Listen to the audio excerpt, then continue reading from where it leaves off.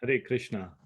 So, welcome to the Q&A session for the Bhagavad Gita series 2021. We will start with the Mangalacharan prayers.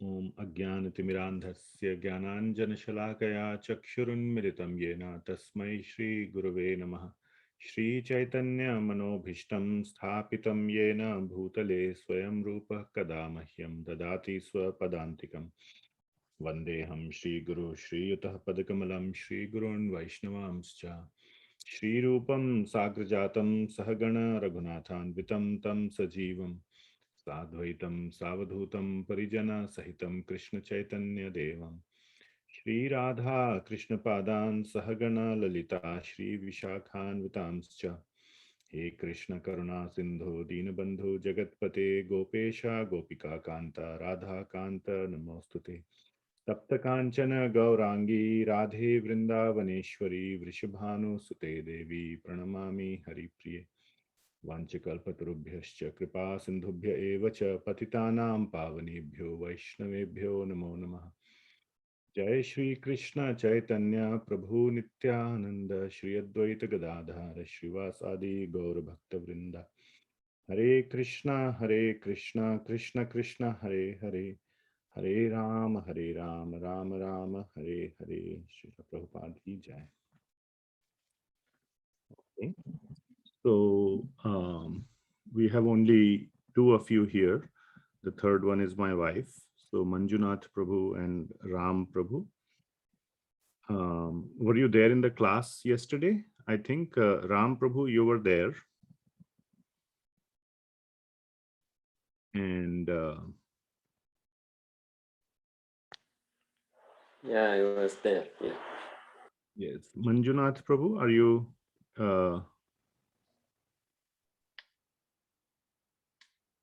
Were you there in the class yesterday? Yes, I was there. Yeah. Okay. So usually I do like a overview of what was covered in the previous day, like a 15-20 minute overview. But if you were there in the class yesterday, then I don't need to do that. So I see another person joined, Ranjan Prabhu. Hare Krishna. Hare Krishna, sir. Ranjan. Yes. Were you there in the class yesterday? No, sorry, I missed that class yesterday. Sorry, sir. Sorry. No problem. Were you able to see the recording, or if not, I can give a quick overview of what we discussed, and we can have more discussion if you want. This is mainly a sort of an open time to have more discussion. So that's the intention. So let me give a short overview of what we discussed yesterday. We started from the 30th verse of the 3rd chapter. And Lord Krishna has explained so far in the 3rd chapter the core aspect of Nishkama Karma Yoga, of educating all of us on how to make gradual progress in spiritual life through the process of worshipping or sacrificing, process of sacrifices, process of offering our sacrifices to the Devis and Devatas, doing our duty without expectation of any results. And if we are already doing that, then continue to do that to set an example for others. And if they are not taking our example, for us to not get troubled by that, but engage them in some way. And if they are not engaged, then leave them alone. So sort of our process of how we can gradually elevate ourselves has been explained in the 3rd chapter.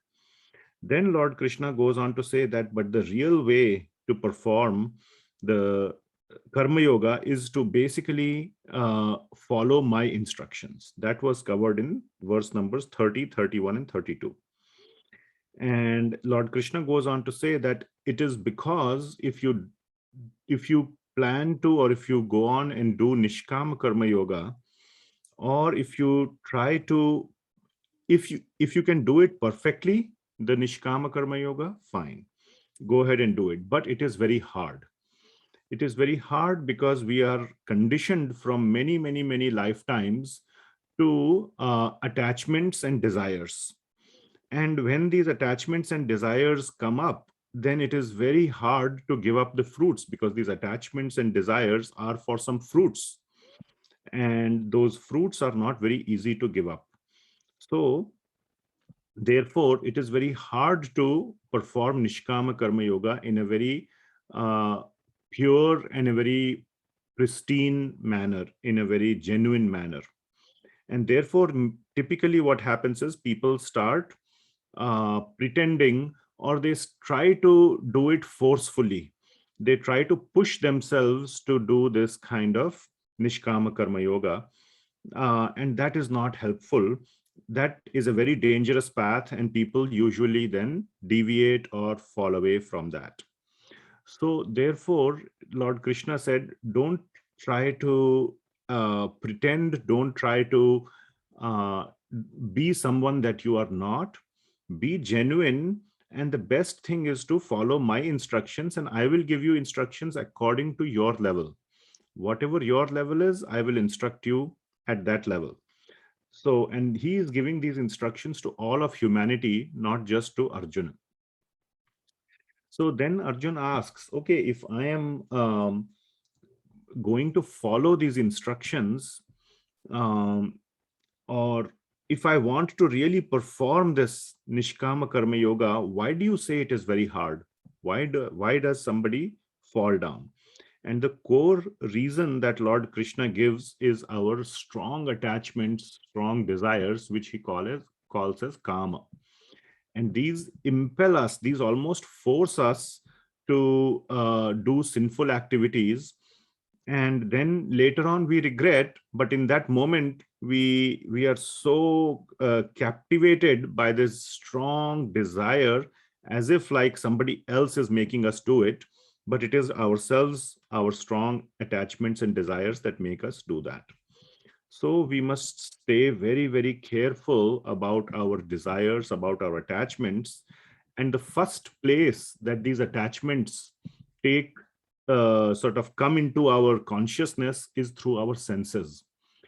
And then from the senses, they go into our mind, where the mind dwells on it.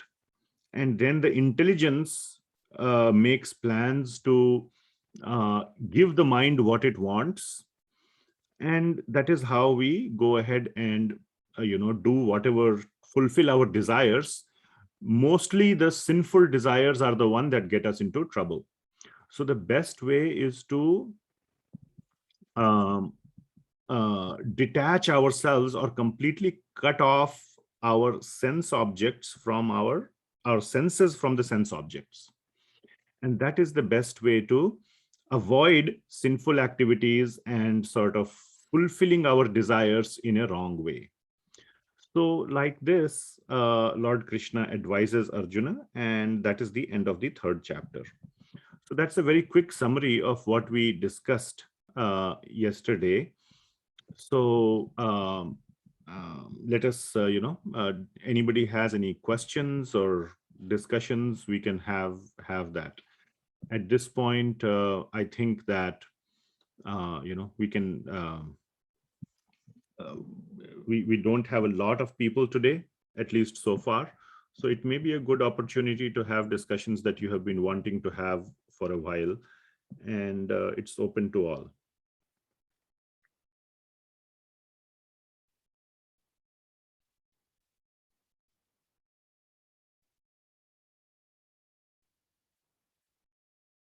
Anything anybody wants to discuss?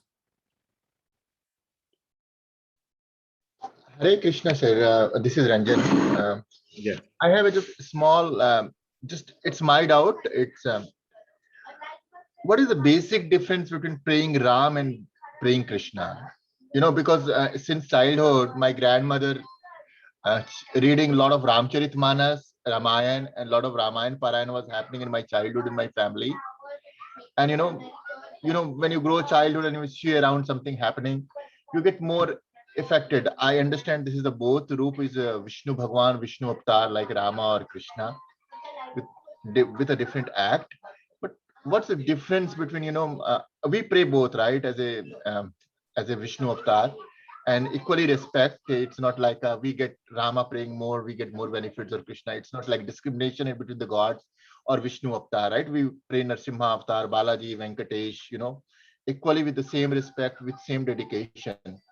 But what is basic difference if somebody has to, if somebody start chanting Hare Rama, Hare Rama, Hare Krishna, or like start with Hare Krishna, ending with Hare Rama, Hare Rama. So I'm always wondering, these two roop or two avatar of Lord Vishnu and Rama and Krishna. Though I'm equally influenced by both the avatar, but just it's my doubt. Maybe I don't know. It's the right forum to ask this question Yeah. or not. Every question is a right question. My answers, though, will be tailored in the light of Bhagavad Gita or the course that we are doing. Okay. So your question is very appropriate. And as you already said, there is no difference between the two. They are both the same person. At different times, they are enacting different pastimes or leelas for different purposes with a different set of their devotees. So for us, there should absolutely be no difference. Okay. Now, the real question is, what are we doing? Either we are placing our faith in Lord Ram or Lord Krishna. What are we doing in our life to make progress in our bhakti? That is the question. Just saying that or putting a label on our chest or like our name tag, I am a Rama Bhakta or I'm a Krishna Bhakta, is a starting point, but is not the ending point. Okay. Even if we are Rama Bhakta or Krishna Bhakta, what Bhagavad Gita is teaching us, even Ramayana also teaches us the same thing, though Bhagavad Gita is very clear, concise instructions for all of mankind. There is no such sort of Bhagavad Gita kind of a discourse in Ramayana. There are various discourses by Lord Ram to various devotees, but the message is the same, that one should actually do practices, actually do sadhana bhakti. Just saying that I am a Rama Bhakta or in my family or in my culture or whatever, our mind is too much focused on the differences. What is the difference between this and that? And whenever we see differences, we want to understand. There's this curiosity that what are the differences so that I can choose, or whatever that may be. My point is to steer you away, to redirect your question or your thinking into whether it is Lord Ram or Krishna. What am I doing as part of my sadhana bhakti? Sadhana bhakti means devotional practices, sadhana. It is not just sitting and saying that, okay, I am Ram Bhakt, and then continue with our daily life, with our daily sense gratification, or complete ignoring God completely in our 24 hours. How many hours within those 24 hours are we actually dedicating to Ram or Krishna? That is the real question.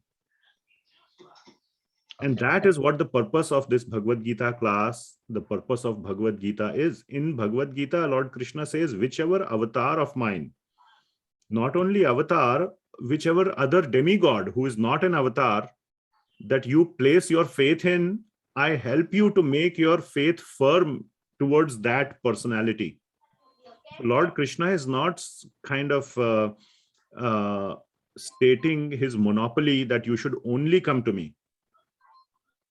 Okay, the focus is on doing the devotional practice, the sadhana bhakti, sincerely. That is the real question. So I am going one step beyond what you asked. If you are more dedicated to Lord Ram, my question is, what sadhana bhakti are you doing on a daily basis or on a consistent basis for Lord Ram? Okay. It's like, I don't know if you are a,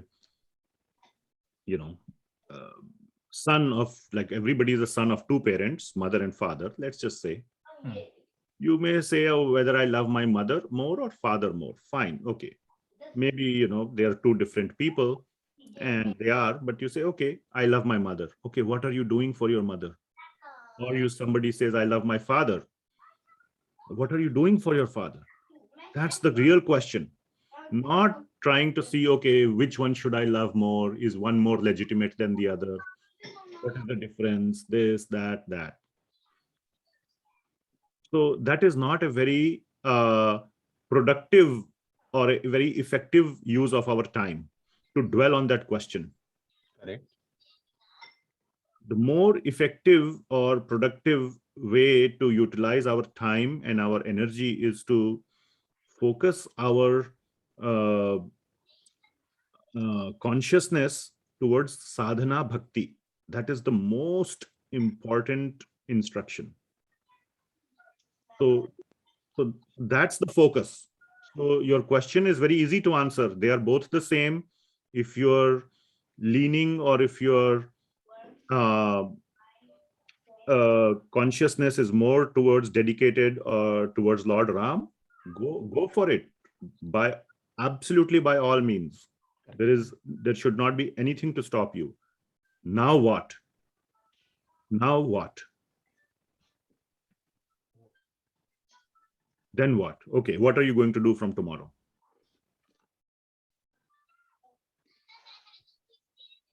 So please give that some thought. If you are dedicated to Lord Ram, if you love him, the whole purpose is to develop that love for God, who has given us everything.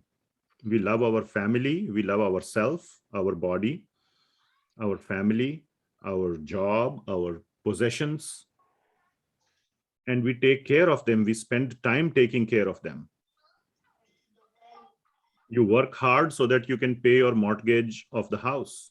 You can maintain your family. If something happens, let's say you have some medical problem, you spend time to go to the doctor, to treat yourself, to take care of things that you love. So if we claim that we have a lot of bhakti towards Lord Ram, how are we expressing that in terms of sadhana? Think about that question. So I'm giving you the next level question to think about. Okay. Thank you, Prabhuji.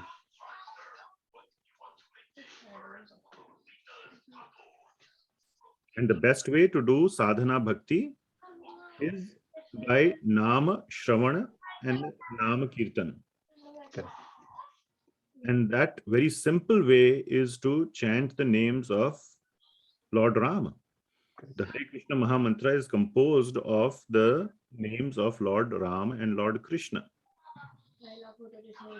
So a very simple way is to do Nama Shravana, Nama Kirtana. Hare Krishna, Krishna Krishna, Hare Hare, Hare Ram, Ram Ram, Hare Hare. Chant this mantra for, start with, I don't know if you're already doing it. If you're doing it, increase it. If you're not doing it, do it for 15-20 minutes a day minimum. Correct. So Prabhuji, I'll very openly say you, and I don't hesitate to say you, that I don't have the wisdom to differentiate between Rama and Krishna. No need. No need. Correct.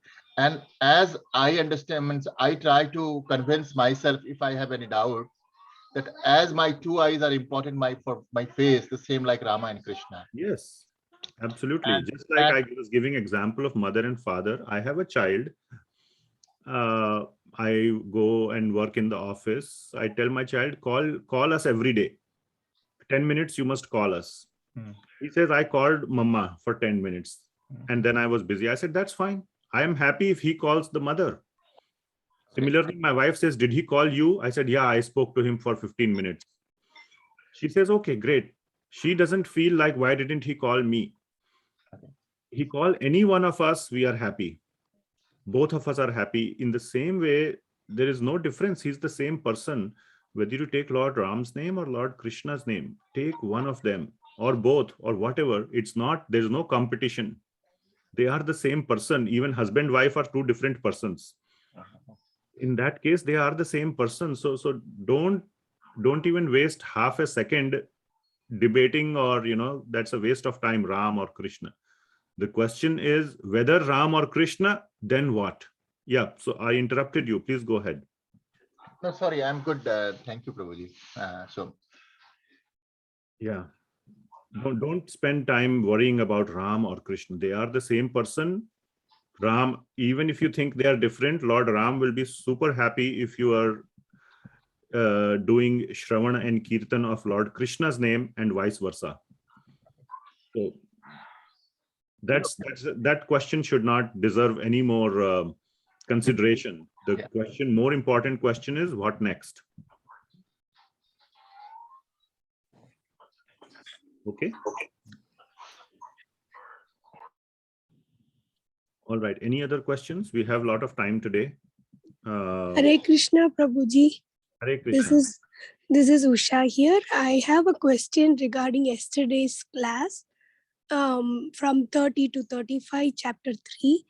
So you had mentioned about the how each person is given a condition, like how they are living, and like I just have an example which I need some help in that. So for a person who is a non-vegetarian from the beginning, so it's a sense object, you would say.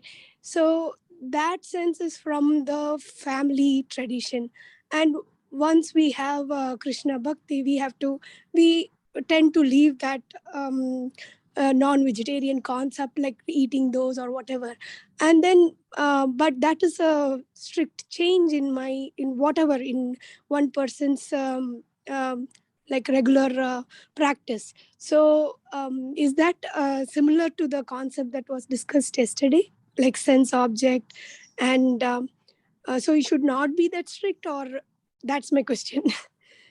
So I mostly got your question. What was your part about being strict or not strict? Like strict in the sense you told, like you mentioned, like we should not change ourselves for Krishna Bhakti or consciousness. So is this one of the sensory objects, or that's my question. Oh, very good question. Excellent question. So what you're saying, so when I said don't try to change yourself, okay, change. Yeah. So when I said don't change your conditioning, but change your consciousness, there was not I did not say don't change anything. Conditioning is our conditioning for sense enjoyment. And in this particular case, it is the sense enjoyment of the tongue. Yes. Okay, I have not eaten meat ever, so I don't know what is the enjoyment of eating meat, but my understanding is that it is very, it is something that is very hard to give up, because there is a lot of taste or something to be had from that. So yeah, got it's hard. It's not something like a tradition, like I think I heard you say that it is somebody is forcing you to do it. There is no shastra, there is no injunction anywhere which says that you must do it. Okay, so it's not a question of following certain instructions or injunctions or traditions. So nobody is going to object from a shastric standpoint if one wants to give it up.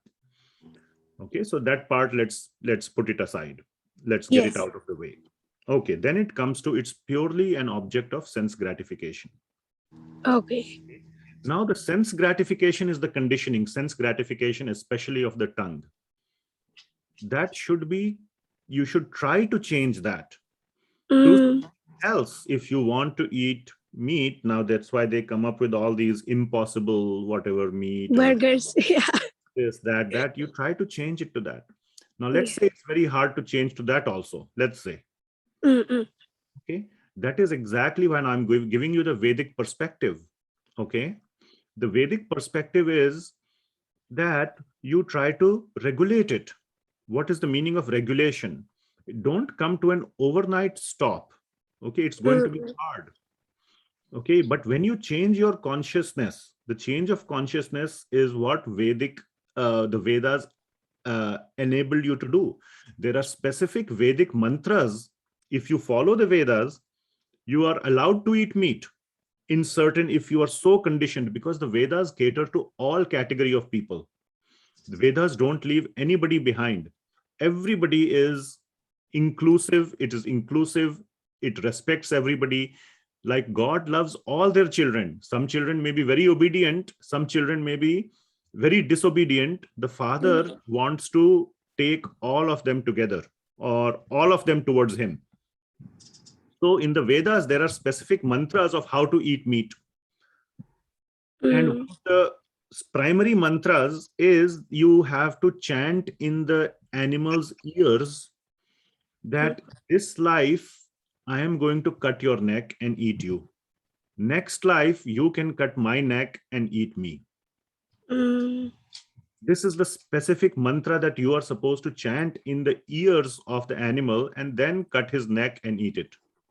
Okay, now these days we don't do that. We just go buy meat in the store, like we buy rice or wheat or, chips. So it's not possible to do that. But before eating, you are eating the animal's body. You should say that I'm eating your body. Next life, you can eat my body. And this is the injunction of the Vedas. And the reason behind that is, when you say this over and over and over, every day you say this, every day, let's say somebody's eating meat. They keep saying something. Someday they will think, wait a minute. This one life, I have said it 500 times. That means I have to take 500 lives and be slaughtered for this one life of enjoyment. That's not a good deal. Sometime or the other, that realization will occur and he will give up. Got it. Okay, that's why this is one of the ways, there are other ways also. For example, there is worship of goddess Kali. And you are allowed to eat meat, but not on certain days. Okay. And that is also creating a regulation. Suppose somebody is completely addicted every day. You ask him to stop one day, it's hard. Yes. Okay. But that is what creates regulation. Even in the time of Akbar, he was a very, very benevolent and very tolerant king, unlike, for example, Aurangzeb, completely opposite. So Akbar embraced Hinduism, and he came up with this, sort of a mix and match, some hodgepodge of Hinduism and Islam.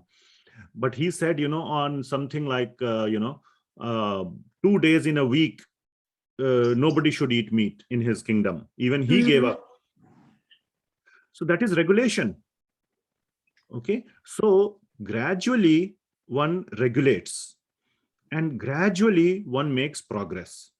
This is the Vedic injunction. So yes, it is the change of consciousness, not our conditioning. And slowly, because of the change of consciousness and because of the change of our practices, our conditioning begins to improve. What is conditioning? Conditioning is, like, I explain it in this way.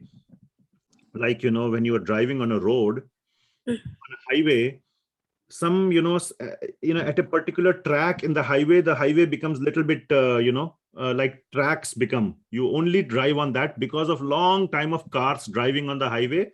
That road becomes little bit like bent.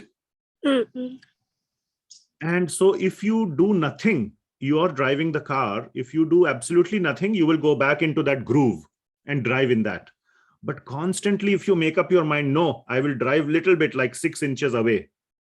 You'll have to put some effort, then you can come out of the groove. And if you do that for long time, you will make a new groove in the highway. Correct? So slowly, by this regulated practice, the conditioning will change. What is said in Bhagavad Gita, don't try to change your conditioning abruptly. You may do it for 1 week, 1 month, again you will just fall back. So it's not impossible, but it is very hard. And then what Krishna says is, do my bhakti, because then I will help you. And that is very, very magical. That is, our effort is part of it, but then Krishna's involvement, Krishna's interference creates all the difference. So when we do it with a bhakti in mind, by serving Lord Krishna, by serving his pure devotees, then the progress is accelerated exponentially. And very quickly we are able to give it up. Try this out. This has happened in the situation of many devotees. Many people have been able to give up very quickly. They did not have this gradual process I told, may take lifetimes, not one, but many lifetimes. So don't wait for that sort of, long, gradual process. It's extremely gradual. Yeah. Okay. Yeah, I got it. Yeah. Thank you so much, Prabhuji. That is the Vedic injunction, to Mhm. bring people out gradually. Mhm. Okay. Okay, Prabhuji. Thank you so much. Yes. Thank you. Anything else? Anybody wants to share anything on this topic?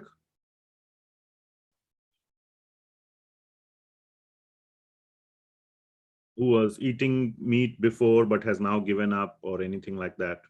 Or, this is a very common topic and a very important topic that many people face.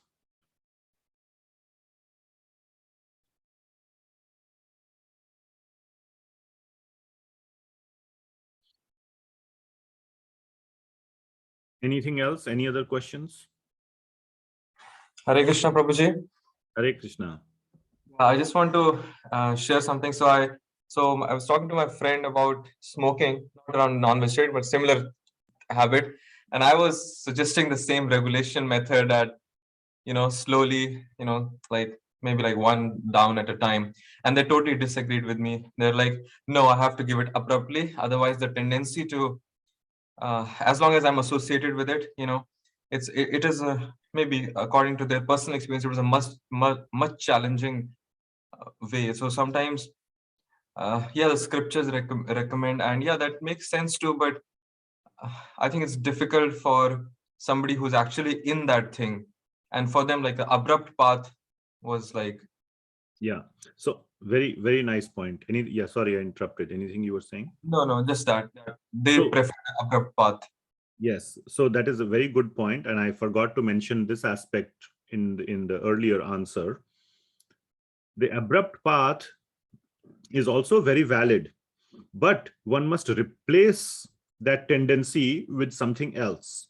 This is what we had discussed in the second chapter, where we have the 2.59 verse, param drishtva nivartate, that when you give up something, that tendency to enjoy still remains. The mind still dwells on it. And that is what forces one to go back to it. But when you take away something like smoking, but you replace it with an alternative, which is of a higher taste, which gives even more joy and happiness, then you will never go back to that lower level or lower mode of enjoyment.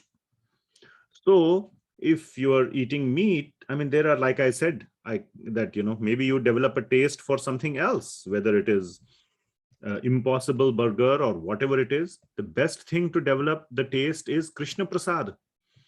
And sincerely pray in your mind, in your heart, that please let me get rid of this habit of eating animals, Lord Krishna, and eat Krishna Prasad. And with that bhava, with that consciousness needs to change. You pray to Lord Krishna, you give it up, and you eat Krishna Prasad. And you will see, my prayer for you is that very quickly you will realize that meat or that non-veg you will not miss. The Krishna Prasad will taste so nice for you by Krishna's mercy, not because you have cooked it very nicely or you have made to cook it exactly taste like meat, not for any of those reasons, but because Krishna will change your internal taste buds. He will change your mind, how the mind perceives the taste, whatever it is, that's up to him. We don't know, but he will cause the change that you will not miss it. So that is the higher taste. Krishna Prasad is the highest thing that you can eat. I don't know what is the alternative of smoking, but something else, maybe music. You are so engrossed in kirtan, Krishna kirtan, that the tendency or that propensity to smoke doesn't arise. I have not smoked in my ever, so I don't know what pleasure one gets by smoking, but somehow replace that with some alternative that is related to Krishna.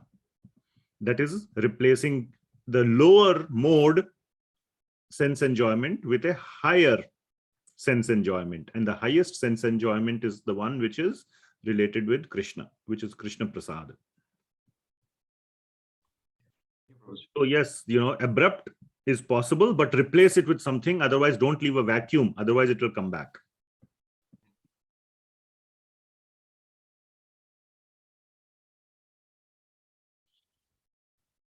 Okay. Just on the topic of non-vegetarian food, we have whoever who wants to, like, there's a very nice book which has been published, which called The Higher Taste, as we were just talking about. So, whoever wants can get very good pointers from there for themselves, or if you're trying to talk to someone else about this. Yeah, let me show that. Yeah, go ahead. Yeah, it talks about, replacing that taste for multiple reasons, not just because the reasons that devotees would want or believe in, and we have the Shastric evidence for that, but also common sense things like health related and on the level of compassion and so many. So it has been very nicely compiled, and we can make use of that resource to educate ourselves or others. Yeah. So it is available free of, it's on Vedabase. And where is it? Oh, is it here or not here? So they have not yet imported it on Vedabase, looks like. This is a book written by Srila Prabhupada called The Higher Taste. Maybe somebody can do a Google search. I'm sure it is available in some other place. So there's a very nice book. We have it in the temple here, and all ISKCON temples will have a book called Higher Taste. It costs like $2 or $3.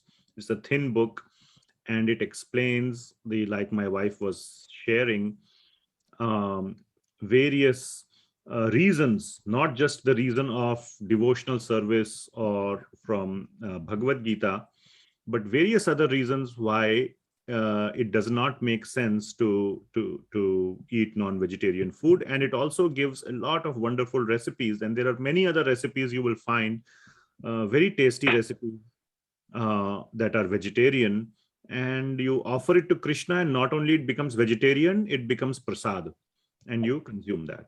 So let me do a search, and I will tell you the link of that book.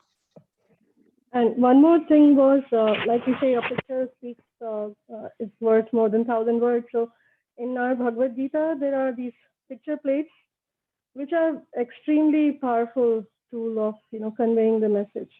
Where whatever we were talking about, that you are chanting in the ear of the animal that you can eat me in the next life. So there are some pictures which where there is a man and a cow with exchanged faces. So sometimes those pictures have been very, very powerful tools for us to convey the message with lesser words, and very impactful. Yeah. And even some more picture plates where, it shows like however you live your life, you're going to get the next body based on that. So yeah, those picture plates are very, very informative. I just did a Google search. I think you can see my screen. I just said Higher Taste PDF. And it gave me this PDF, which is a PDF of this book. So, but you can get this from many sources and from the local ISKCON temples. Okay, anything else?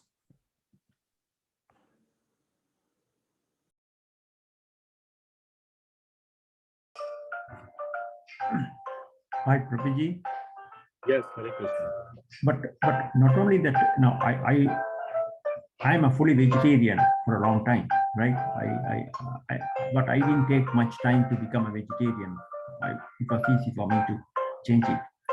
But even in the vegetarian also, you have to avoid, you have to do a sattvic food, that is avoiding onions and garlic, no? Yes. So that is second level. Don't worry about wherever you are right now. That is a much lower level consideration.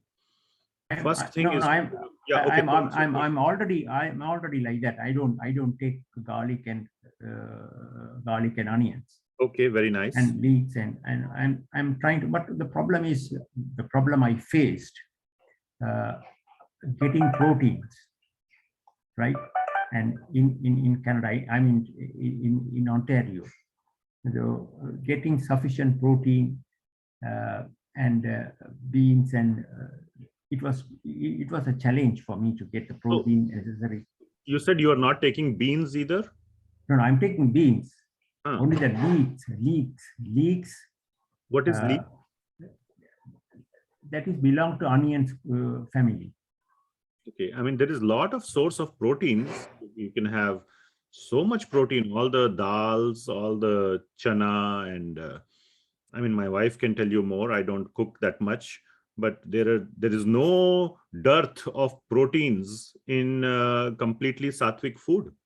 Yeah, but the beans, now I am taking tofu and sure, and those things.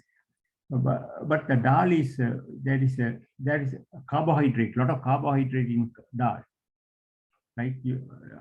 I have to reduce the carbohydrate too. Sure.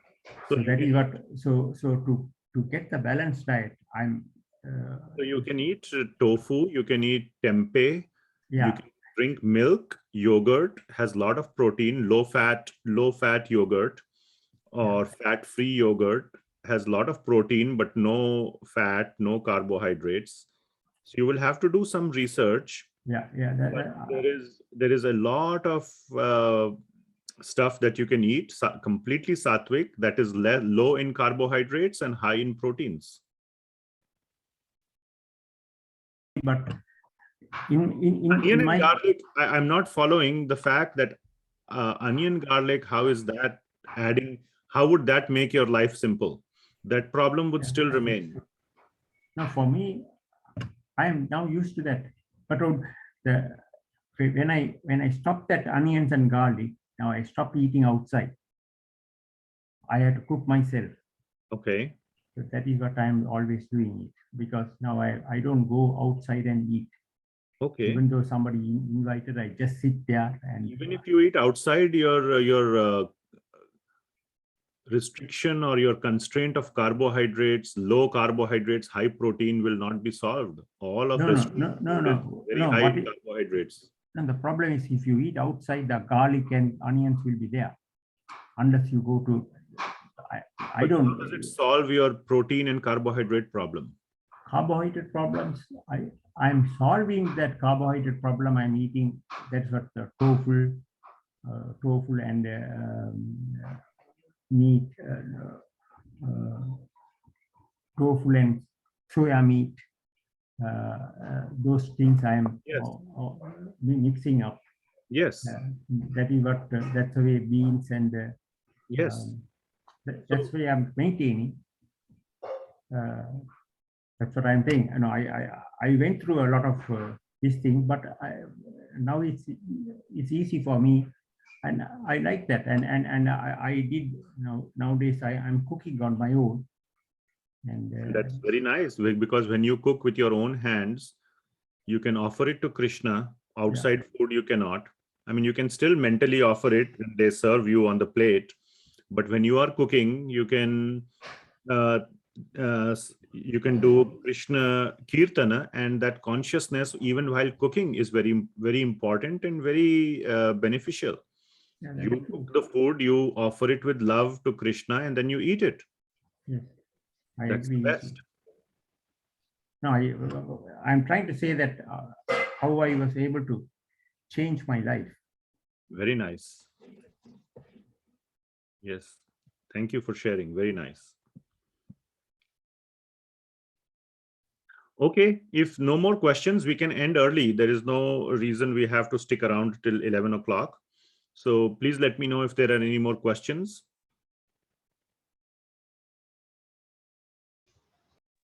I see something in the chat.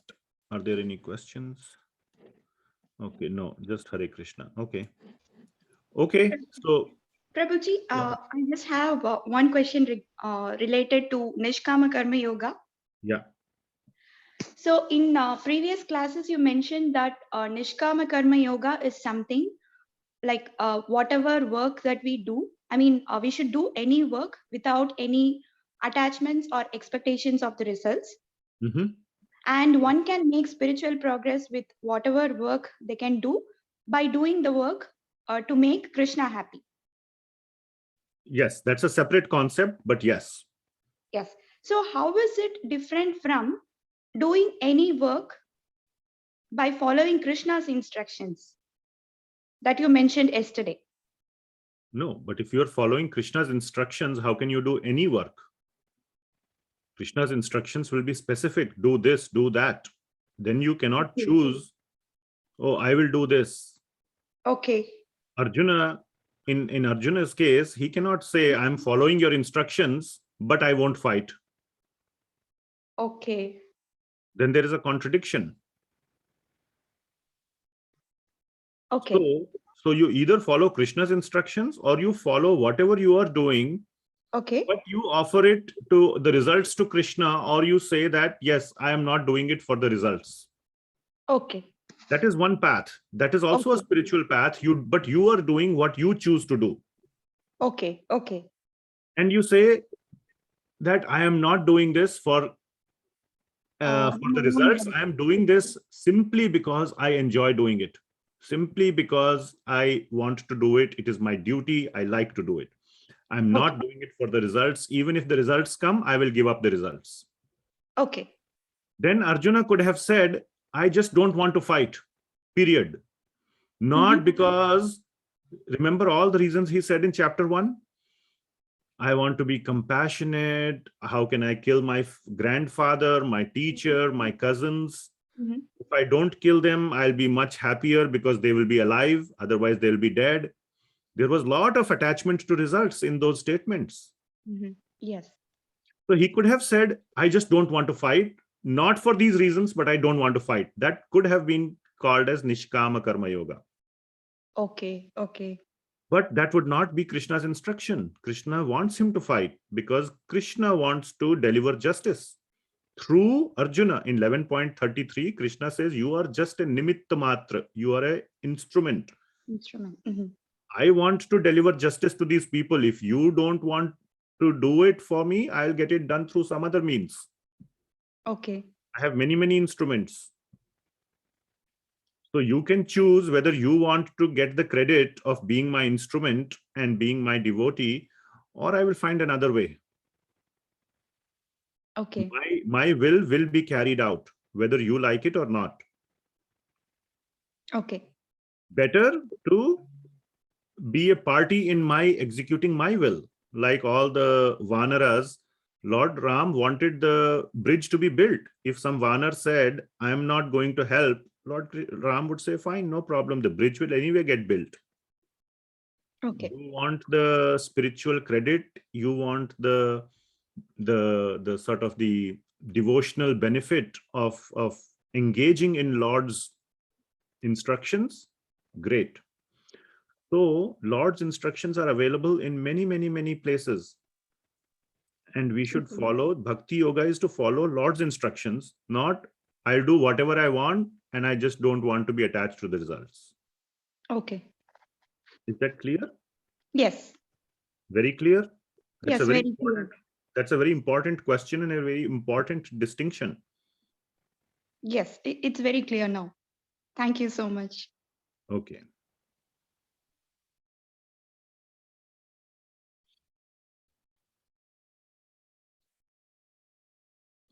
Okay, anything else?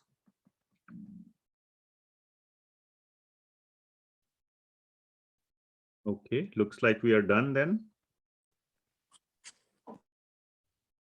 Okay, thank you so much. Then we will end the session here. Srila Prabhupada ki Jai. Hare Krishna. Hare Krishna. Hare Krishna.